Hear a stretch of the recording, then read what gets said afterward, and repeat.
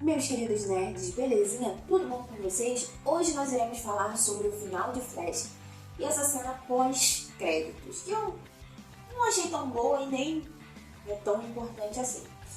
Mas e aí? Esse final, ele define o futuro da DC? Sim ou não? Por que aparece aquele cara lá no final? O que o Flash realmente faz no fim das contas?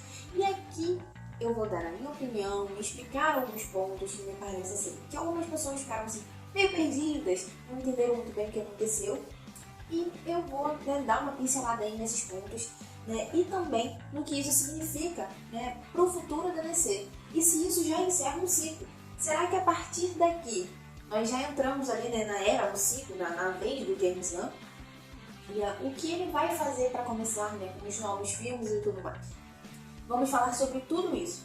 Mas antes, não deixem de dar like no vídeo, de se inscrever no canal e deixem aí nos comentários o que vocês acham. Acharam do filme, a nota de vocês pro filme, expectativas, se vocês querem que esse filme tenha uma sequência e tudo o que vocês acham de bom para esse filme. Bom, agora vamos falar do final de Flash. Que o que acontece nesse filme é que a gente sabe que o Flash volta no tempo para tentar salvar a mãe. Porém, depois que ele volta, ele descobre que ele não conseguiu. E essa ali é a grande lição desse filme. Que é que não adianta ele ficar tentando voltar, tentando salvar a mãe dele, porque ele não vai conseguir. Porque em algum momento isso vai dar errado e ele vai alterar a realidade. Não importa, seja no passado, seja no futuro, ele vai sim acabar alterando a realidade. Ele vai alterar a linha do tempo. Não adianta. Então, o que acontece? Ele acaba descobrindo que ele é o Dark Flash, que na verdade não é ele em si, É o segundo Barry, que ele fica ali voltando no tempo, e que também é o que tem a cicatriz no rosto. E ele acaba ali se fundindo com os pedaços de kryptonita que a gente viu ali na batalha com o Zod. E o que acontece? Em alguns momentos, ele volta no tempo e ele escolhe ele deixar a mãe dele morrer.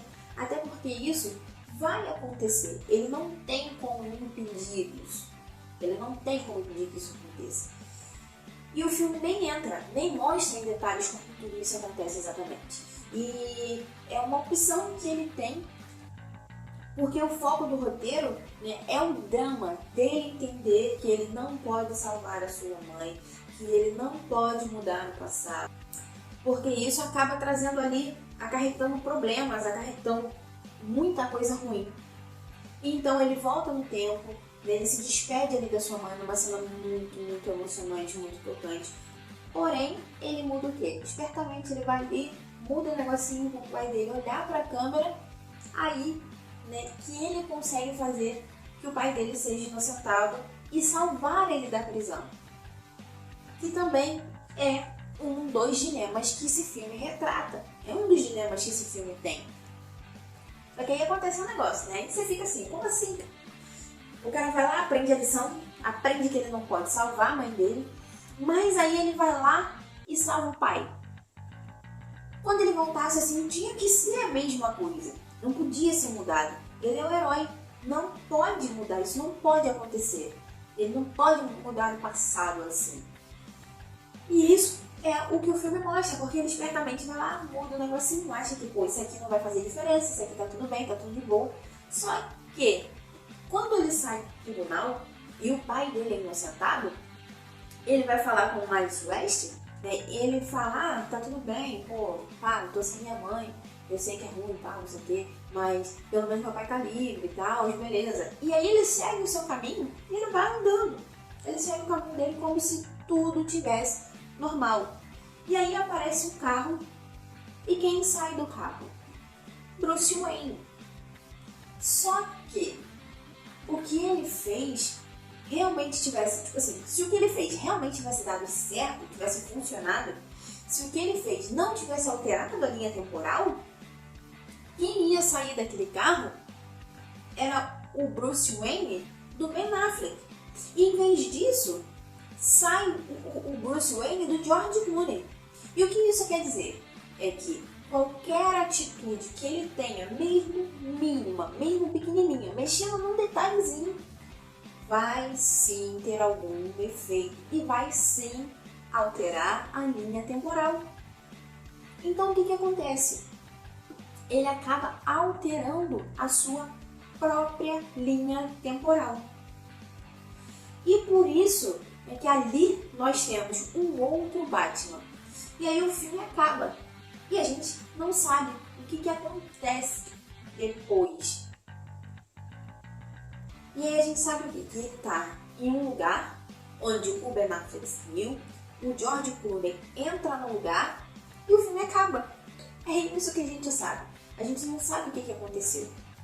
A gente não sabe quem está ali. A gente não sabe o que mudou totalmente nessa nova realidade. E qual é a interpretação disso? Primeiro, o roteiro do drama dele ter que perder os pais, porém ele dá uma de esperto e ele tenta salvar ali o seu pai. Só que na realidade isso mostra que não adianta, né, ele tentar ali dar uma despertinho, porque ele acaba alterando sim a linha do tempo. No segundo ponto, eles já meio que tiram de cena dois dos principais heróis da DC, que é o Batman e o Super-Homem, porque o Super-Homem já não ia aparecer mesmo, quase nem mostra a cara do Henry Cavill. Eles colocam, né, a Sasha Grey no lugar, e quando se tira o Ben Affleck e mostra o George Clooney, você cria ali uma grande confusão, uma grande bagunça, e você põe esta realidade em um lugar totalmente, inteiramente confuso. Vocês não sabem quem está ali, quem vive ali e nem o que tem ali. O Barry acaba vivendo em um lugar que é totalmente diferente da realidade que ele tinha, porque ele mudou uma coisinha, eles zonearam a realidade e mudou tudo, e zonearam tudo. E a cena pós-créditos é o Aquaman e o Flash conversando. Aparentemente, o Aquaman é o mesmo. E eles estão ali bebendo, tal, na rua. Uma cena que tem umas falas engraçadas até, mas não acrescenta nada. Talvez seja só para mostrar que naquela linha do tempo também tem um Aquaman, né? Naquela linha temporal tem sim um Aquaman. E o seguinte, o que eu acho sobre tudo isso? Que talvez essa cena tenha algum tipo de ligação com o Aquaman 2. Talvez lá faça alguma menção a este filme para assim, né, fechar o ciclo, deixar o Zack Snyder embora de vez. Então, né, essa marca do Zack Snyder. E o que eu acho que eles fizeram? Pegaram toda essa zona, toda essa zoeira, enfiaram ali e juntaram ali. E o Aquaman 2 vai selar esse ciclo. E aí sim vai começar o DCU e começar o ciclo do James Gunn com um Besouro Azul. Jéssica, Flash vai ter um segundo filme?